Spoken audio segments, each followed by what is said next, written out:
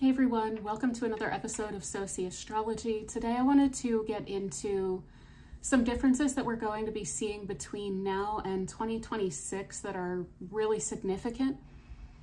We are going to have all of our outer planets moving into new signs. There's also some interesting, weird little themes that are going to go along with that. So I kind of want to just have a conversation about this for now. I'm going to be putting out several videos generally over this topic in the coming week or so, but I wanted to do a general overview now. I'll probably splice in some pictures and so forth that elucidate some of the dates and things like this, but I wanted to do an overview of all of the outer planets changing signs within the next year and a half, essentially. They will all be moving in for the first time at the very least next year. But we already have Pluto in Aquarius. It's going to dip back into Capricorn for a moment, and then it'll be permanently in Aquarius. And then we'll have a little bit similar of a situation where the other outer planets, Uranus and Neptune, will also be retrograding out of sign and then back in. But for our purposes here, just speaking in terms of a general overview, we're talking about an ingress starting in 2025. They'll all be permanently in their new signs by 2026, but we should be able to get a little bit of the flavor of it starting next year. The reason that this is so significant, the outer planets don't typically all change signs within a short period of time very often. And the particular way that they're doing it this time is very rare. I went back my standard 3,000 years and only found one instance of this occurring where the planets were all forming a minor grand trine while they were switching signs. And even in that instance, I believe it was Neptune didn't quite switch signs before the minor grand trine had broken apart. So this is not only a huge energetic shift that we're dealing with in the next couple of years, it's all integrated. And these signs are related in a way that's really fascinating. So one general theme that we're going to be dealing with is all of these outer planets, Uranus, Neptune, and Pluto, are all moving from, quote, feminine signs into, quote, masculine signs. They're basically the more receptive versus more active signs. And so we have Pluto moving into Aquarius, we have Neptune moving into Aries, and we have Uranus moving into Gemini. And so this is going to essentially herald people being a lot more active, taking a much more active role in shaping their communities and society and their own lives. There's going to be less of a, I think, kind of post-COVID almost malaise that we've been dealing with, where things have felt very fragmented, but I feel like most people don't really know what to do about it. A lot of that's going to be changing in the next year or two. So this is something that I find really exciting. I don't think that it in itself, at least, pretends some sort of scary developments or anything like this. There can be some drawbacks to some of these changes, but we'll get into those. And I think that ultimately it's, for one thing, this is how we're evolving. This is how the planets are going. So we're going to have to deal with it whether we like it or not. But one thing is, I think that this is generally quite positive for society in general. So I kind of want to do some little like keyword type overview. I feel like that tends to help me a lot in the beginning when I'm exploring a new topic. It gives me a nice view on things to have some kind of archetypal just generalizations that I can work off of. So I wrote down some of my own personal observations about the planets and signs and what I feel like we can expect from the energies, and then we'll get into events and so forth. So Pluto's moving into Aquarius. So Pluto has to do with transformation and power dynamics, and Aquarius is going to have to do with social technology, originality, groups, and relationships between yourself and others, and how you relate with others, and how others obviously will also be relating with you. For Neptune, we have culture and belief trends, irrationalities, somewhat infantile regressions. As a Pisces, I don't love to say that, but it's true. Escapism and disillusion. And this is going to have to do with the arenas of basically assertion, independence, violence, and self. So a lot of issues of, for instance, culture and belief surrounding the self. So even more individual focus, even more focus on what can I do in my own situation and what do I believe that I can do, as well as trends around the self, as well as irrationalities around the self, as well as infantile regressions around the self. This is, I think, something that will come up with Neptune and Aries pretty strongly, is that some people who are, let's say, predisposed to be rather immaturely self-serving and selfish and kind of, wanting to throw tantrums if they don't get their own way, Neptune and Aries can really bring that out. It can bring out a strong hypersensitivity to anything that gets in the way of getting what you want when you want it. So that can be an issue with some people. It's not going to be an issue necessarily with everyone. I think it's going to hit people a little bit differently. But then we also have escapism and dissolution from the self. So that can also bring in issues of, for instance, addictions or squandering potentiality and so forth. But then also around violence, culture and belief around violence, trends around violence, irrationality around violence. So these are some of the kind of ways that I like to conceptualize planets and signs, planets and houses and so forth, to kind of understand that this is all really interwoven, and there are specific arenas in which we're going to be seeing these themes play out. So again, with Pluto, it would be like transformation of social technology, transformation of groups, transformations of how you relate with others, and also power dynamics with regard to all of that. For Uranus moving into Gemini, Uranus rules innovations. I have deconventionalization. It's a very long word, actually, now that I'm looking at it. And what I mean by that is things that have become conventional, things that have gotten kind of status quo, things that have a specific form that has been kind of with us for a while. There's a desire to change that up. So taking it out of the conventional way that something is done, that will still be, for instance, a theme, but it'll be done in a way that is a little different or a little strange, We also have upheavals, subversion, rebellion, and seeking freedom. And the arena for this with Gemini will be around communication, ideas, socializing, and exchange. So again, we have an interesting similar theme between Pluto moving into Aquarius and certainly Uranus moving into Gemini, where a lot of it is going to have to do with our social relationships, communication, and technology, as well as exchange in different forms. But what's interesting is that Neptune moving into Aries is also bringing up a lot of similar themes of relating to others when it comes to self-assertion and when it comes to how you feel about the self versus others, when it comes to issues of independence and individuality and wanting to be original. So a lot of these same themes are going to be hit from all directions here. What's cool about the grand trine that they're all forming is that it really is heightening the interconnectedness of all of these different developments.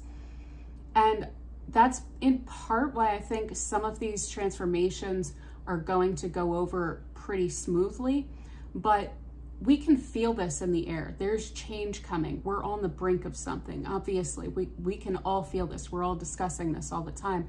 We just don't know what form it's going to come through. And one thing that drives me a little crazy is that I feel like a lot of people put forth these kind of extremes of how things are going to be in 5 or 10 years, where there's either going to be this, great awakening of all humanity and everything's going to be wonderful and everyone's going to, live together in peace and prosperity. And then there's other people who are saying that it's going to be World War III. So, I think it's really important to understand that neither of those is a foregone conclusion. And one, a lot of that is dependent on how we are willing to develop our own egos, our own selves, essentially, how we're willing to deal with our own issues in relation to all of these things, because there's going to be a lot of issues coming up that I'll kind of point out here that will challenge us. But I think that these things will also find solutions rather quickly. There's a lot of creative solving of any sort of frustrations with these energies here. So one thing that we will notice is, again, a completely different manner and means of communicating and interacting and relating. So when I say that, I mean on a broad level. I'm talking, one, we will probably be communicating with different types of groups of people. We will probably be relating to them with a somewhat different perspective of ourselves as we're portraying. We will probably be relating to them through new media, so different types of media, and I'll get into that more as well. We will probably also be relating to each other in different ways, in the sense of our identities, our group identities, and the way that we view others and ourselves in a kind of ideological fashion around those identities. And then also there will probably be developments as to how to treat people who are in groups that are other than your own in a different way, hopefully, and a lot points to in a better way. But again, these energies can go in different ways, and this will be a bit of a jolt. So those who, again, tend to react to change and to innovation and so forth in a relatively nasty way, as we all know there are people in the world who do this, they are not going to react to this by suddenly becoming, wonderful humanitarians. They will also use all of these different technologies and advancements and so forth in their own way. And a lot of these new ways of relating could also serve as triggers for some of those infantile regressions of self, where one is basically reacting to the fact that some people are seeing themselves in a more healthy kind of holistic light with regard to other people, with regard to the world, and they will take that as some sort of a unconsciously, they will take it as an attack on their own ego, because they don't yet know how to relate in that way, and they will react to it with, anger and frustration and all of the different types of reactions that can come out from any sort of ego-based hurt. So we'll see all of that. We will have some people triggered by a lot of this, but it's actually really awesome energy. I'm really looking forward to it, I have to say. Again, with technology, it's kind of interesting because the way that I see this, I feel like, one, there's going to be new media in terms of, I don't just mean like the media that is fed to us, but media as in mediums through which we communicate with each other. And there will be new ways of doing that, but there will also be some people who decide that the way that they want to group themselves socially is to take themselves out of that whole arena. So we may see things pop up along the lines of communes and so forth, where people are kind of pulling themselves out of broader society because they don't feel that it's healthy or whatnot, and establishing new ways of relating to each other in groups that are probably smaller and maybe more off-grid and things like this. So more of a development along those lines, I think, in the coming years. Now, some people are going to pursue even more kind of interaction and intermediation of technology with regard to their communication. One of the ways that I see this playing out, especially with two of these outer planets moving into air signs that are much less feeling signs, in the sense of needing to have an emotional connection to something. One thing that we might see is more of an interaction with AI. So AI becoming a friend is something that I definitely see coming up here. And I don't know that that's necessarily the healthiest thing, one way that I could see this coming through would be if you've read, what is it, Brave New World, the whole concept of the feelies, where there's this kind of emotional connection and like visceral, physical, libidinal connection to technology rather than to human beings in a healthy kind of organic way. So that's one thing that I do feel like is going to come up quite a bit with this, because this is where a lot of the trends are then going to be pushed toward, with these outer planets, these generational planets moving in that direction. So one thing I do want to discuss here is this kind of concept of these generational planets. So these planets all move slowly. Uranus spends, I believe, 7 years approximately in a sign. For Neptune, I want to say it's about 14. And then for Pluto, it can vary between 15 and 20 years that it'll stay in one sign. And these tend to mark generations. They also mark a zeitgeist. So the energy that is in transit, because that's where the planets are at a given time, and is influencing the culture and the society and all individuals together, all at the same time, you know. So it's really going to define the coming age. It's going to define the next 20 years, because we have Pluto won't leave Aquarius until 2043. Neptune will not leave Aries until 2039, and Uranus will not leave Gemini until 2032. So we have all of these energies together, all in these signs, until at least 2032. This is the zeitgeist of that epoch, essentially. And I definitely can't overemphasize how significant this really is, all of this coming together. One thing I'm really feeling with this coming up is that I believe that this will start off as an urge. And I think that with some people, this is already happening. There are some people who tend to be more tapped into outer planet transits, especially if this is affecting your planets, either in the early or late degrees of any of the sign, any sign, essentially, because we have fixed energy, cardinal energy, and mutable energy with this. So basically all signs are going to be affected by this, especially if you have very early degree planets, or you'll be feeling this going into it possibly as a bit of the residue of the last if you have some late degree planets. And you'll, I'm sure, feel the transition if you have both. And again, I think that this urge is going to strengthen starting in 2026, and it's going to increase.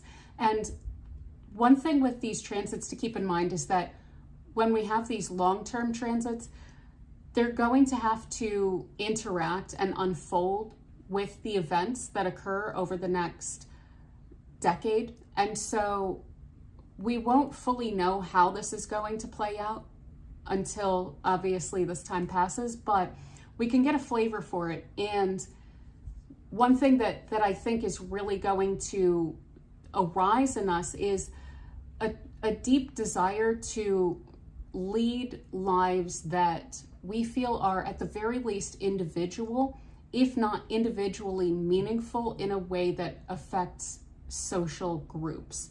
So there's going to be more of a striving among more people for meaning in all areas of life.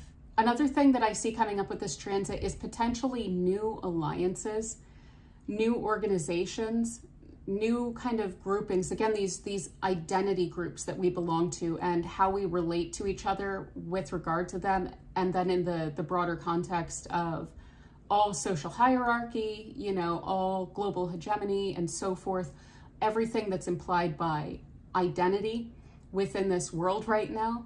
This is going to be shifting very strongly, and I think that there's going to be some allegiances and some alliances that we would not have expected under the old order. So groups that couldn't see that they had similar interests, not in the sense of hobbies, but similar interests in terms of their own, for instance, class interests, or their own group interests are, I think, going to come together in ways that might be surprising and could potentially, if we can avoid some of the bickering and the kind of screeching at each other and so forth, we could potentially form allegiances and alliances that are less based upon our own little identity groups and which other groups that we hate and that we think are, you know, terrible for whatever reason.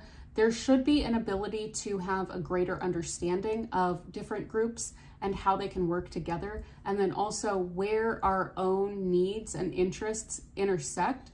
So there is a huge potential with this to achieve something that I've wanted to see for a really long time, which is, you know, different, quote, groups of people who I see as very much the same, especially along class lines, where we have been kind of bickering at each other and focused on our own disagreements with neighbors and so forth, people in other countries or whatever who basically live the same lives as we do, but just in the context of their own culture and their own country, rather than bickering and focusing our hatred upon each other. Hopefully we can recognize that we have so much more in common than we have been giving all of us credit for, and can understand that a lot of the problems of society have more to do with ruling classes and dominant parties than to do with each other, because obviously our issues aren't caused by each other. They're, you know, caused by those who actually have power over our lives. So I do see the pieces coming together, especially with this really beautiful kind of minor grand trine that this is all taking place within this really tight aspect pattern that's flowing and again, very integrated.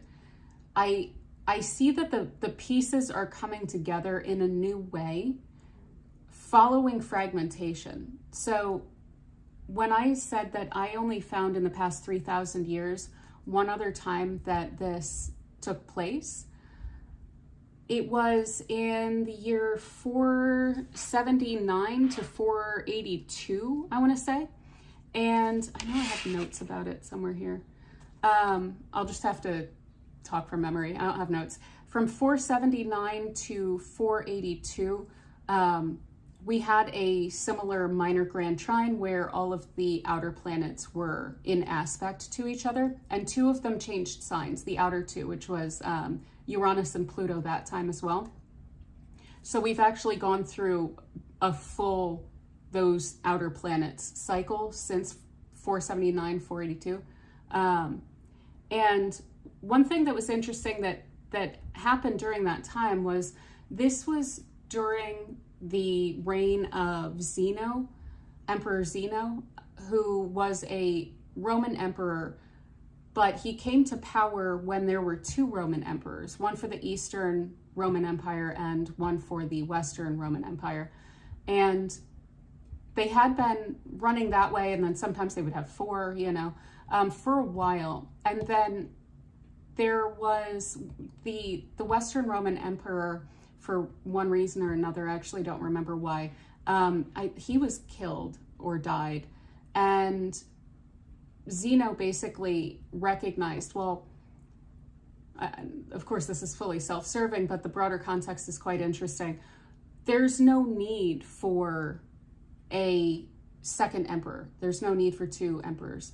So we'll just have the one empire and it will all be one. And then we will have a king of Italy, Odoacer, who was actually of somewhat Germanic, essentially, descent. North of Italy was his descent. And he was the first ruler or representative of Western Rome who hadn't been of Latin descent before. So we have, at the same time, the coming back together of a fragmented empire, but also the arrival, basically, of the ability of non-Latin rulers to rule over Rome. And Rome was shorthand, of course, for a lot of Western Europe at the time. So again, we see these kind of like issues of identity and issues of fragmentation and coming together with the last transit as well. And I think we will see kind of interesting ways for that to play out for us during this time as well. Obviously, it's difficult to kind of guess what that would be, but one way that we definitely need to come together is, for people to not be constantly at each other's throats when it's not your neighbor that's causing your issues, and it's not, some random, person in a different country that is causing your issues, So I think that could be really excellent and really helpful, and one way that we could see this play out.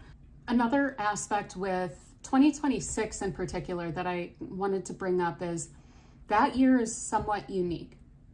What's really, really cool about 2026 is that this minor grand trine is actually going to form with Jupiter a cradle or basket aspect pattern, which means that Jupiter will extend the sextiles from Pluto sextile to Neptune, Neptune sextile to Uranus. Uranus will then be sextile to Jupiter as well. And then Jupiter will be opposite to Pluto. Pluto will be trine to Uranus, and Jupiter will be trine to Neptune. And it will create this really wonderful aspect pattern. And it will also bring a really good-natured energy to the mix to get us started with this general aspect pattern of the minor grand trine. I think it's just a really wonderful way for this to start. It really indicates creative solutions, especially to power dynamic issues, as well as like kind of archaic ways of relating. Again, these kind of feeling distant or feeling different from someone because their identity is socially defined as somehow different from yours and things like this. I think a lot of that is going to go by the wayside. And that may also have to do with Generation Z, Zoomers coming up, and the way that they kind of see each other and interact with each other, which is even a little bit different than my generation, millennials, did. They also see themselves differently than millennials always have. And I think that that's going to be something that we may see really pop up with Zoomers kind of starting to really influence older culture as well, and starting to probably absorb a lot of the backlash that millennials have been receiving for a while on that front as well. But another thing about 2026 is that there's a fixed emphasis with the energy, a fixed sign emphasis, because of the fact that Jupiter's going to be in Leo, and that's going to be opposite to Pluto, which is going to be in Aquarius. Then we'll have Neptune in cardinal Aries and Uranus in mutable Gemini. And the reason that I want to bring this up is, again, this kind of different way of seeing ourselves and others. I do feel like in 2026, there's going to be a heavy emphasis of wanting to have influence over people, and maybe a problem of, like too many leaders, like too many people wanting to lead their own little groups. And that does get me into one of the warnings in particular about Neptune and Aries, which is there can be unhealthy group dynamics that also arise, where we could see potentially beyond like communes and things popping up where there might be some weird power dynamics as well. And it's always important to keep that in mind when involved in any sort of group. We may see cults pop up. We may see cult of personality pop up. And we may see people really wanting to be at the center of that and having that issue arise as a major problem starting in 2026. And these groups may go on for a little while, and we may not see the full extent of potential abuses or whatnot that could come out of that later on. But there is a kind of too many leaders, or like too many cooks in the kitchen kind of problem arising, where we may initially see a bit more fragmentation because of the strong sense of individuality that comes with this. But I think that as the years go on, we're going to, for one, have less fixed energy as the emphasis. And then we will also see people just kind of get used to these new dynamics and what's actually available to them out of them. So one thing I wanted to kind of point out along these lines of different ways of relating. One thing that happened recently, I don't remember when it was. We had some big storms here maybe a couple months ago, and it knocked out the power for a short period of time. I want to say that the total time that our power was out was maybe an hour and a half or two. And what shouldn't have surprised me as much, but really did, was that within 5 minutes of the power going out, people had put down their phones, they put away all of the technology, and I live in an apartment complex. Everyone came out and we all just started talking to each other because we were trying to figure out, for one thing, from each other, if anyone had any information about when it might be back on. And what was cool was that there wound up then being all of these different conversations throughout the whole time. No one was on their phones because we were all, of course, worried about our battery life, and not wanting to use our batteries. So therefore just put it away. And so everyone started talking, and it was really cool, and it felt really good. And there was almost like an interesting afterglow after this power outage.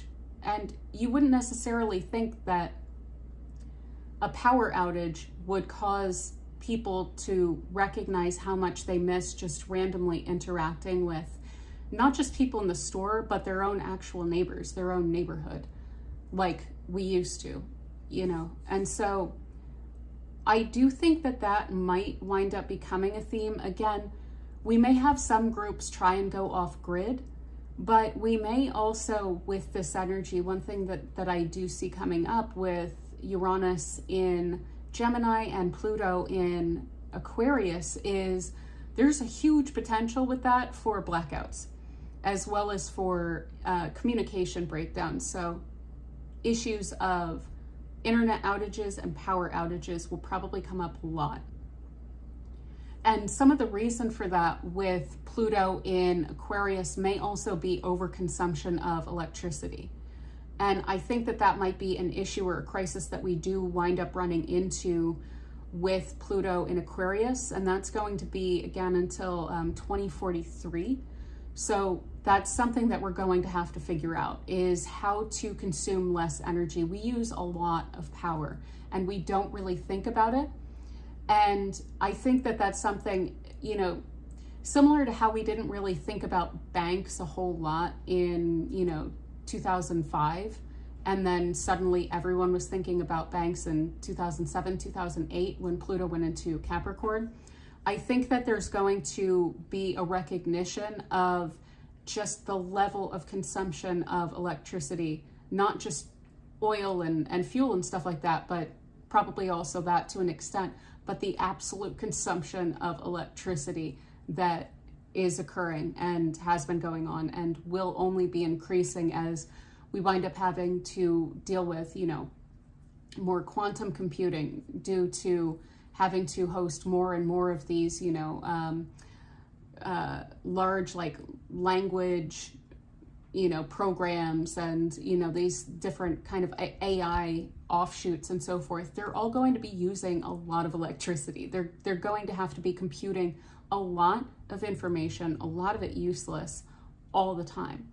And that is one thing that I think is, especially with AI writing websites and creating websites and so forth, one thing that's always bothered me about that is that we don't think about websites and, even me on this video and then me uploading this video and so forth as consumption, but it is.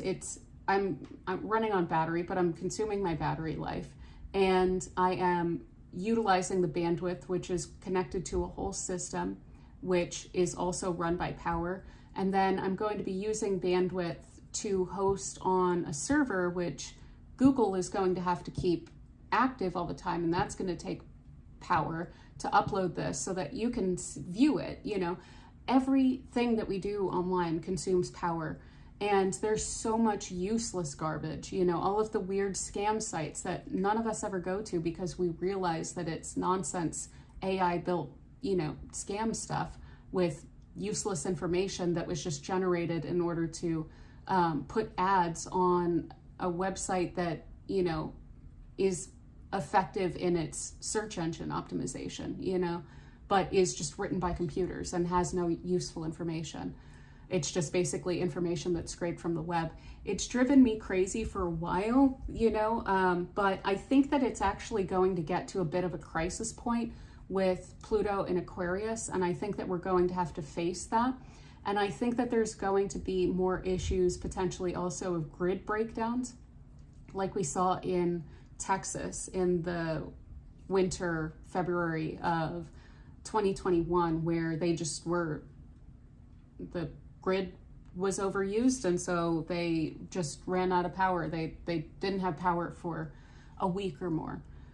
We may see issues like that. So we are going to have to learn how to deal with each other and how to do transactions and so forth without all of the connected technologies that we're used to dealing with in this world now, because there will be moments in time. I'm not saying that the internet's going to die or that we're going to run out of power, but there will be times where there's going to be interruptions as long as Pluto's in Aquarius and Uranus is in Gemini.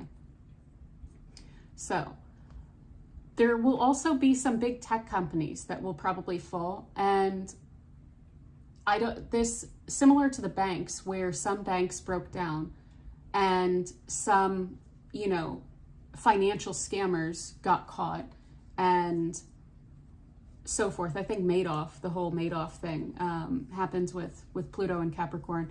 And then there was also government corruption issues that arose.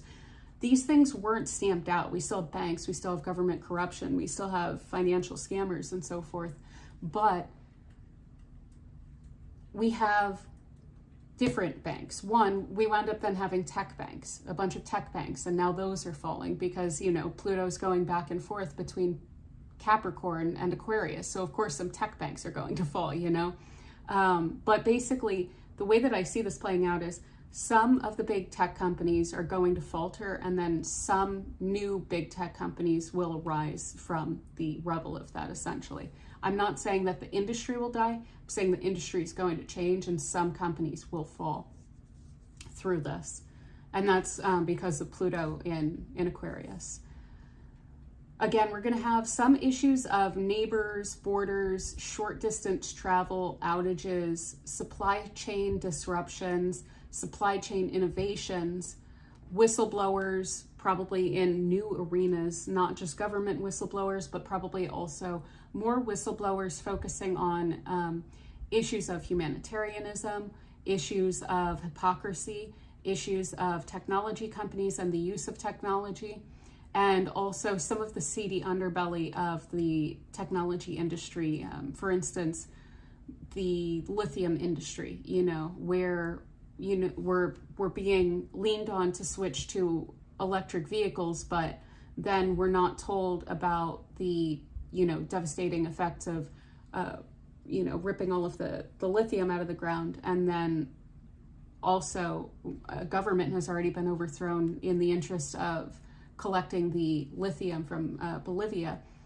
And additionally, then we still have issues of a lot of our electricity comes from coal. So, you know, we're dealing with all of these things where we're being told that certain things are archaic, but what they're not telling us yet that will essentially be discovered, I think, in the coming years, is that the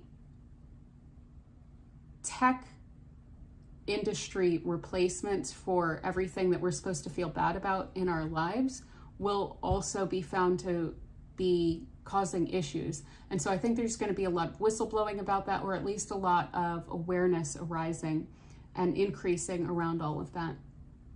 We could also see with Uranus in Gemini, I'm really expecting to see there's going to be a lot of new slang, but possibly new versions of slang in general.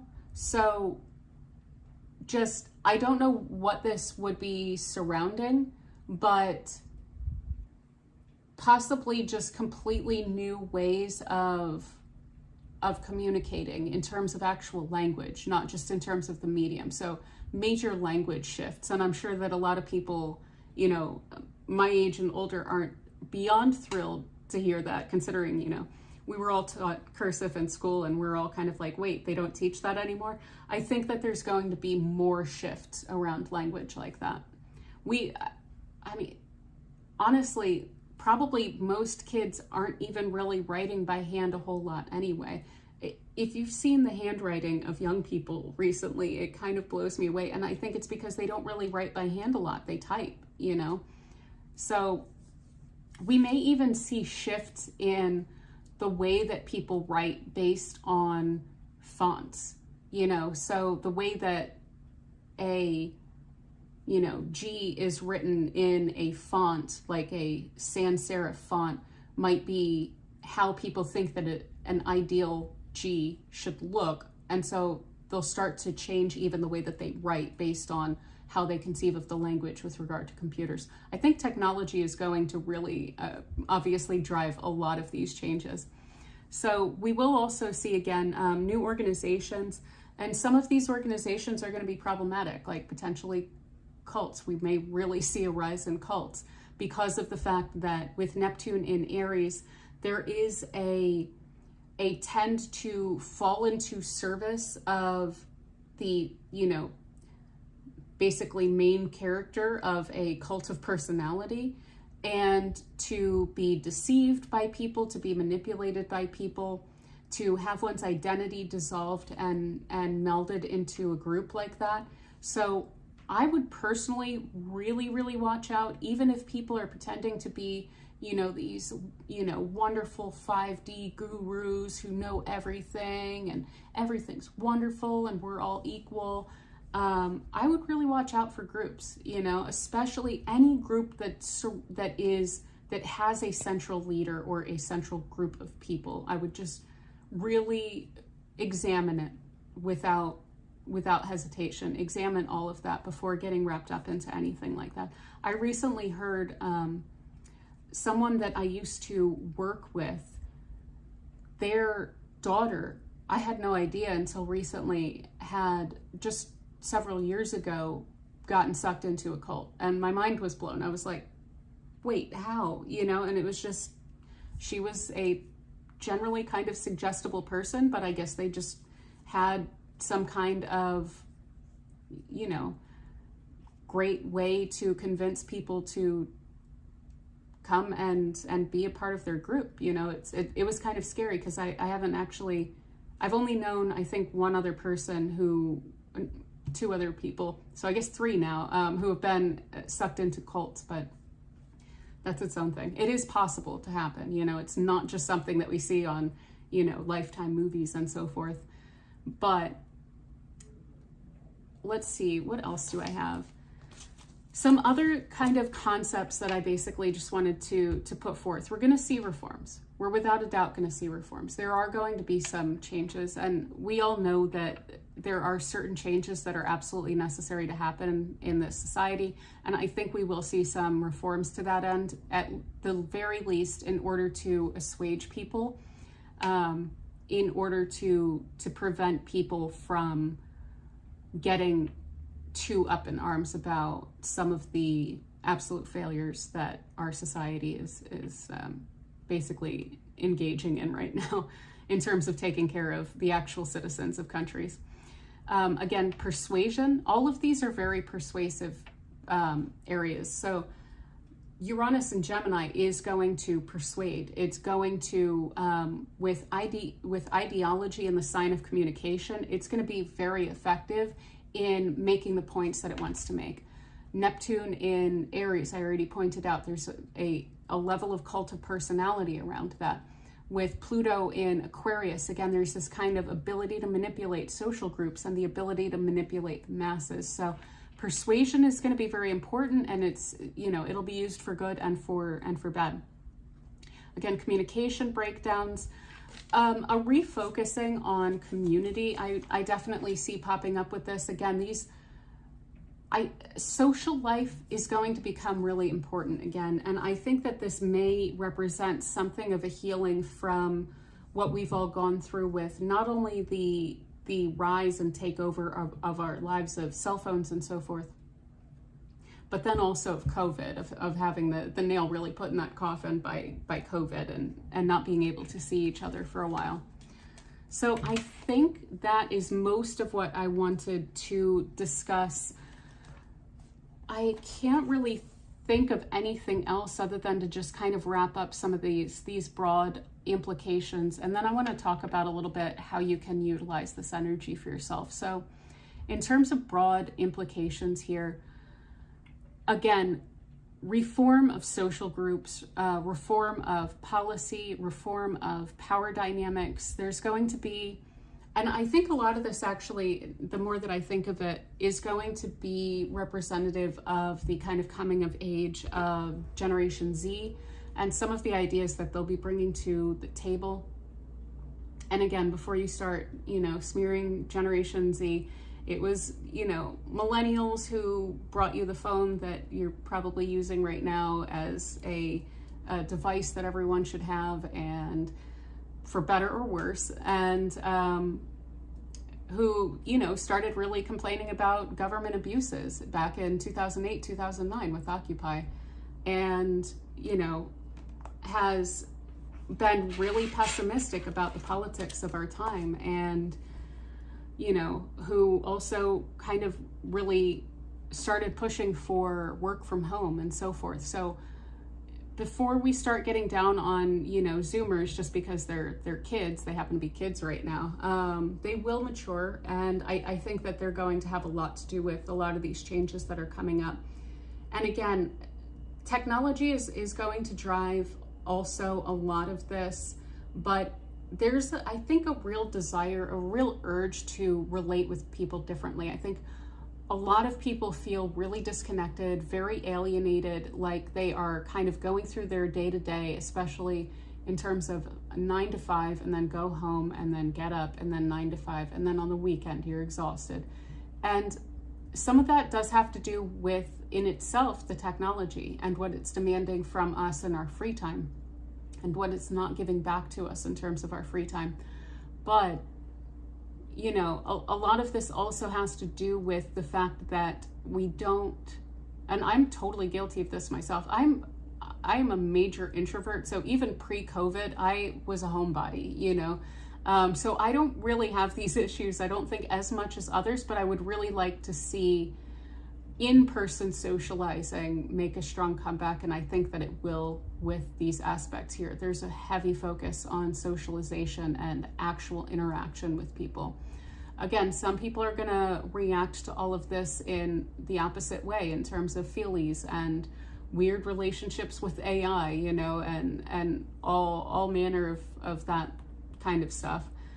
But other than that, I mean, it's a complete change. It's not the Great Awakening where everything is going to be perfect in 20 years. And it's also not World War III. If World War III happens, it will be, I won't say independent of this, but this won't cause that. This isn't a cause of something like that.